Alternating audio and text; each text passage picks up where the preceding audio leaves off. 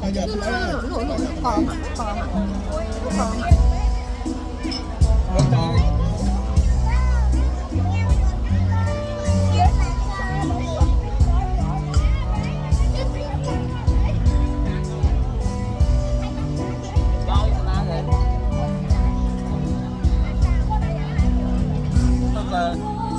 đặt ngọt đây rồi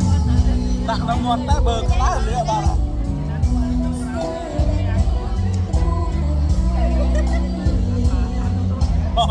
đặt nó ngọt tới cái đau bờ cá lửa ba đó